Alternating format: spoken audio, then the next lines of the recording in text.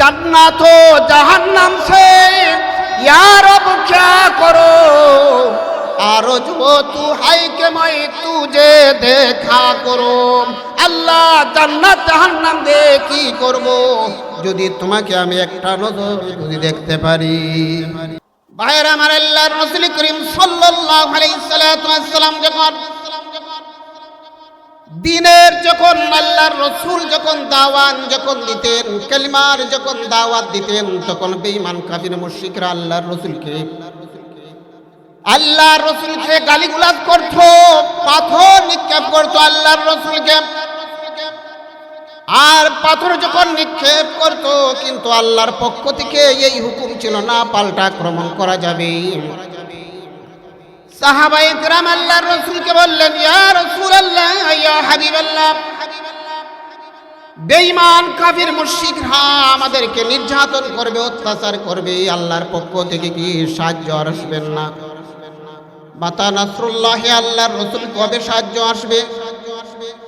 আল্লাহর রাসূল সাহাবায়ে কেরামদেরকে বলতেন, হে সাহাবায়ে কেরাম, তোমরা ধৈর্য ধরো, ধৈর্য ধারণ করো।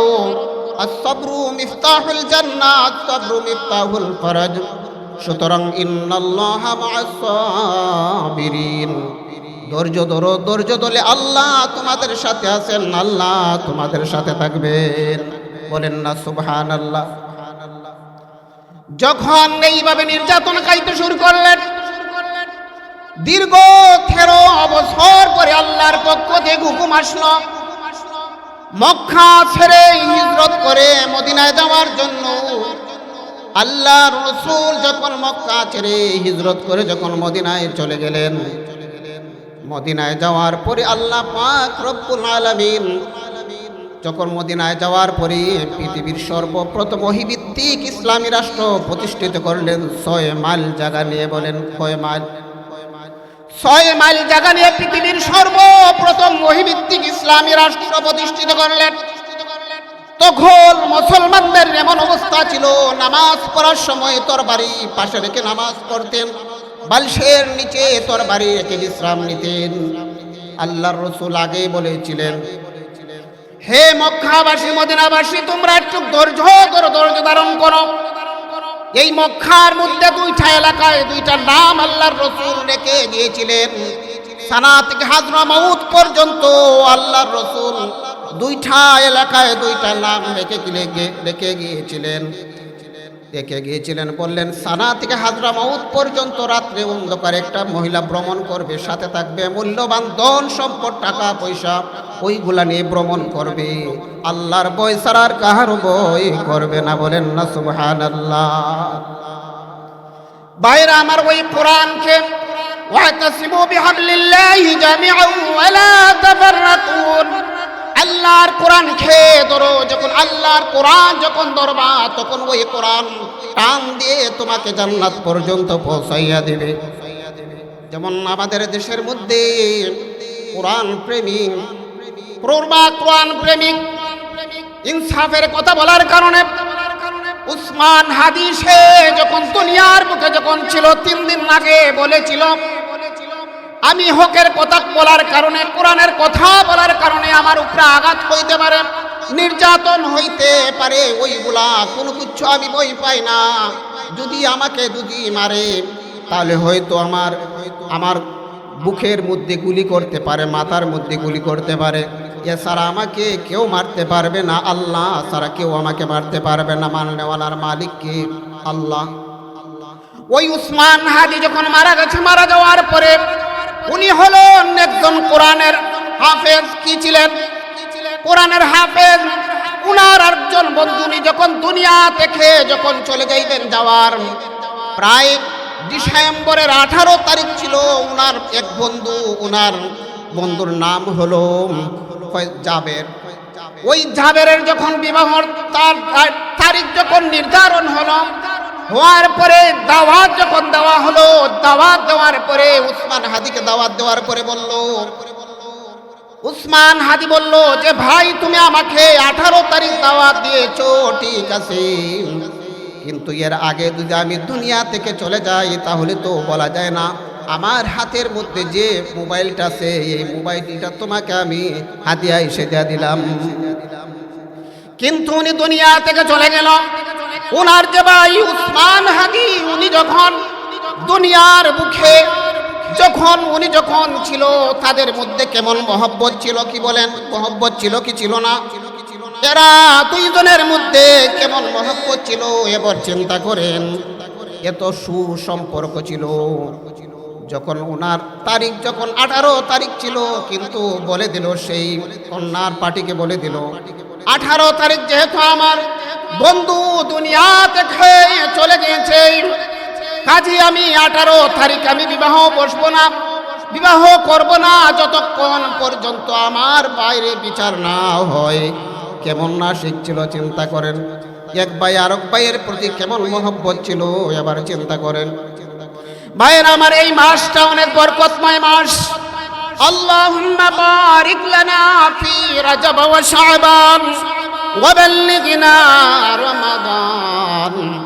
এই বরকতময় মাসের মধ্যে যখন তুমি আল্লাহর কাছে যদি অপরাধ করে থাকো, গুনাহ করে থাকো, আল্লাহ পাক রব্বুল আলামিন মাফ করনে ওয়ালার মালিককে আল্লাহ।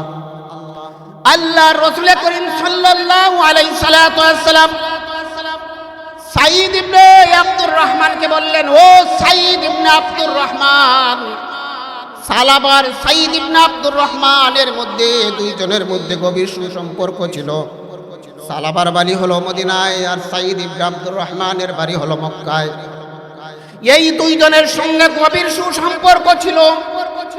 আল্লাহর রাসূল বললেন, ও সাঈদ ইবনে আব্দুর রহমান, তুমি আমার সঙ্গে চলো, তবুকের যুদ্ধের ময়দানের মধ্যে চলো। কে বলেছেন যুদ্ধের ময়দানে যাওয়ার জন্য? আল্লাহর রাসূল বললেন যুদ্ধের ময়দানে যাওয়ার জন্য।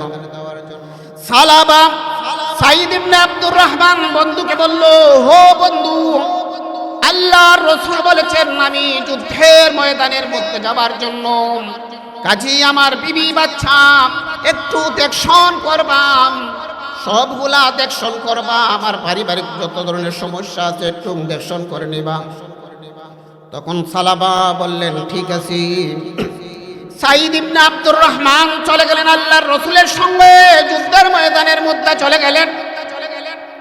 সেই দিকে সালাবা ওনার পারিবারিক যত প্রয়োজন দরকার আছে সবগুলা যখন নানিয়া যখন দেন, তখন ওই সালাবা ওনার অন্তরের মধ্যে শয়তানে আক্রমণ করলো আর শয়তান কুলবন দিতে শুরু করলো।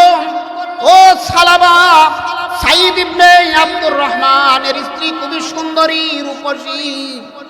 এই সুন্দরী রূপসী মেয়ে তো তুমি তো কোনোদিন দেখে নাই। এখন ওই বাড়ির মধ্যে কেউ নাই, আত্মীয় স্বজন কেউ নাই। এই মুহূর্তে ওই সালাবার স্ত্রীকে তুমি কুকর্মে করতে পারো? বলেন না নাউযুবিল্লাহ মিন যালিক।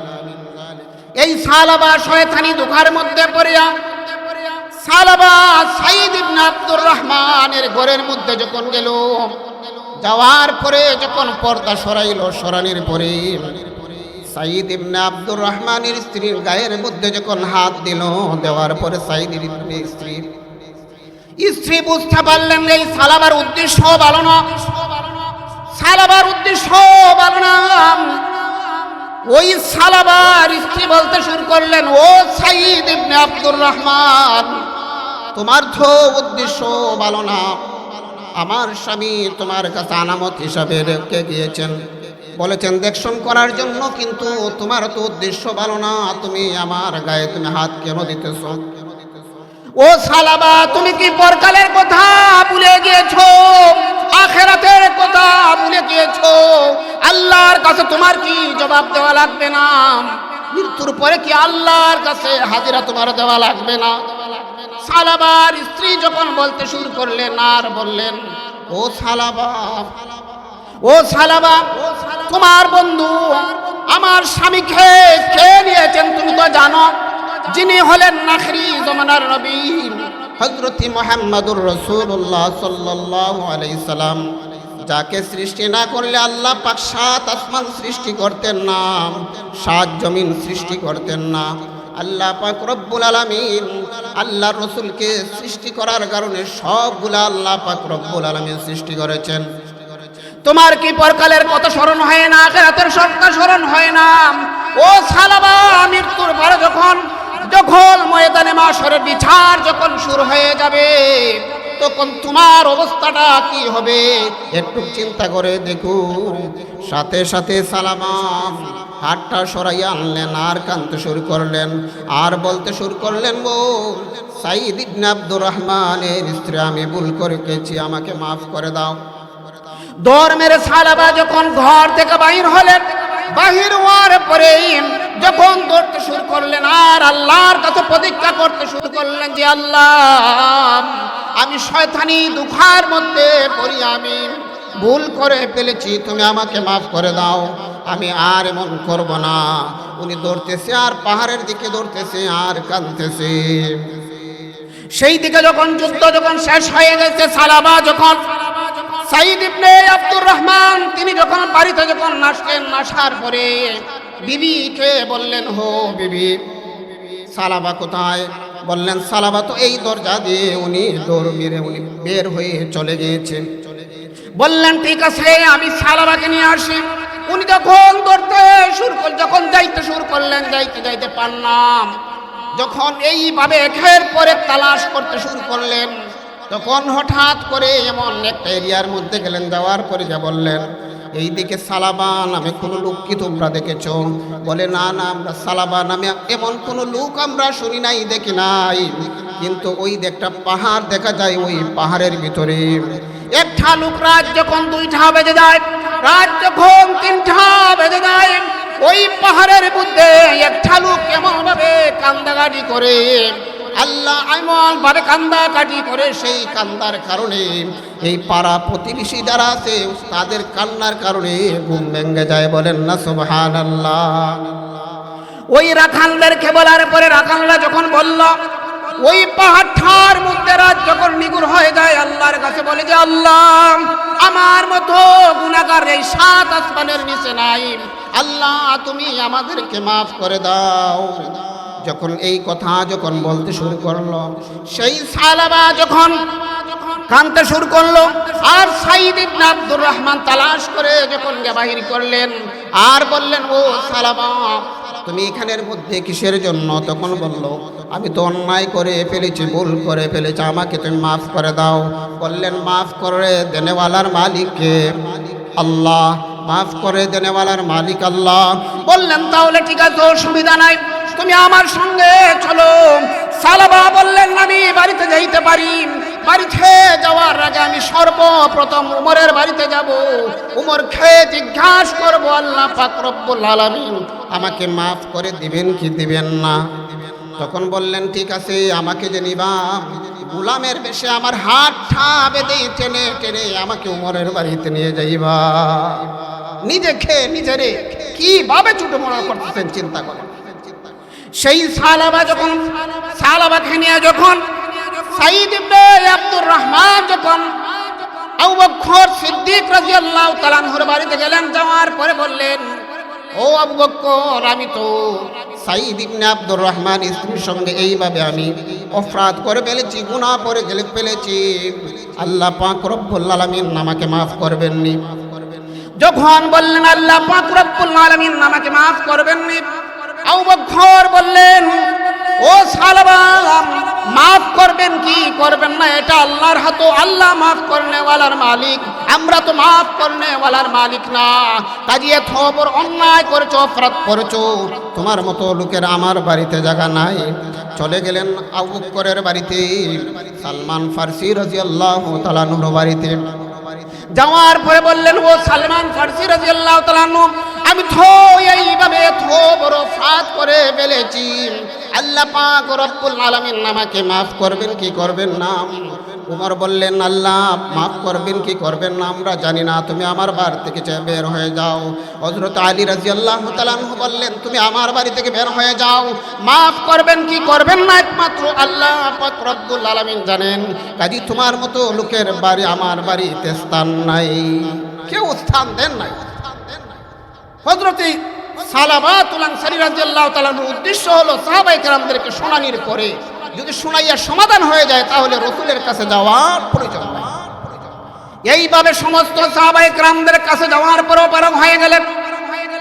আল্লাহ রাসূল করিম সাল্লাল্লাহু আলাইহি সাল্লামের কাছে শেষ মুহূর্তে যখন গেলেন, যাওয়ার পরে বললেন, ইয়া রাসূলুল্লাহ, ইয়া হাবিবাল্লাহ, আমি তো এই গুনাহ করে ফেলেছি, অপরাধ করে ফেলেছি, আল্লাহ আমাকে মাফ করবেন কি করবেন না? আল্লাহর রাসূল বললেন, আল্লাহ মাফ করবেন কি করবেন না সেটা আমি জানি না, তুমি আমার বাড়ি থেকে বের হয়ে যাও।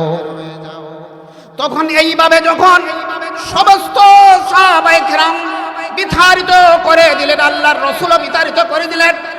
সেই সালাবার মেয়ে নাম হলো খামসালা রাদিয়াল্লাহু তাআলা আনহা বাবার কাছে এসে বললেন, ও বাবা, আমি মদিনায় ঘুরে ঘুরে দেখেছি সমস্ত সাহাবায়ে কেরাম আপনার প্রতি নারাজ, আল্লাহর রাসূলও আপনার প্রতি নারাজ।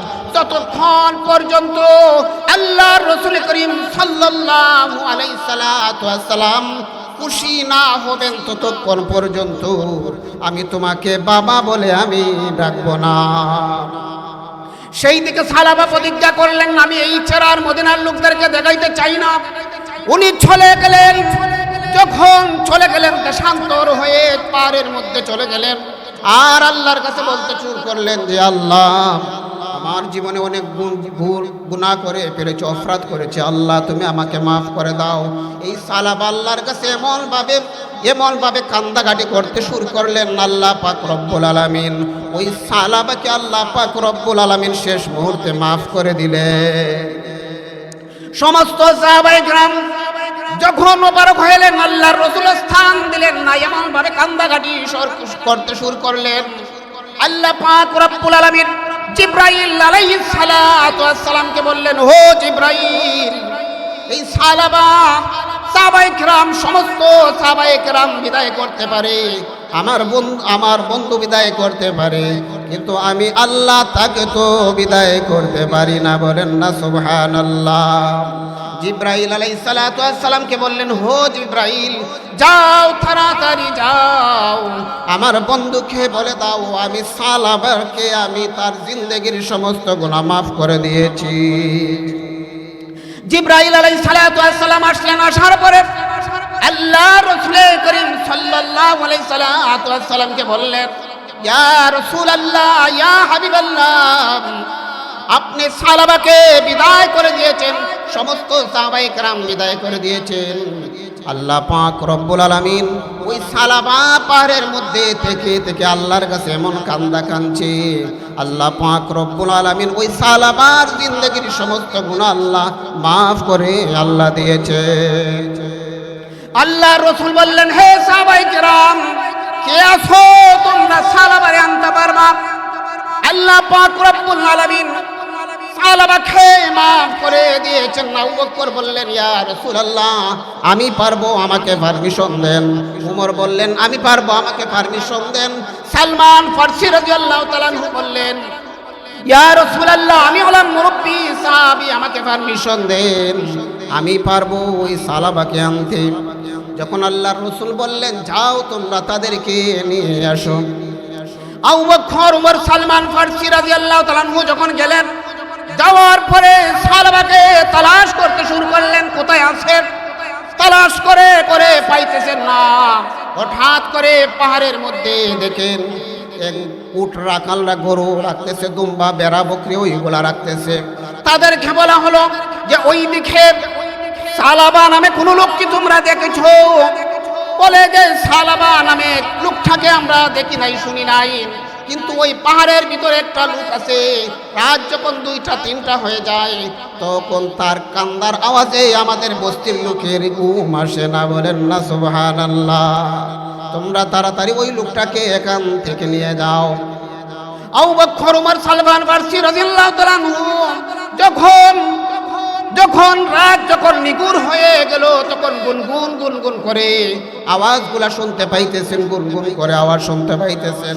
সামনে যখন অগ্রসর হওয়ার পরে যত সামনে যান তত দেখা যায় আওয়াজ বেশি শোনা যাইতেছে।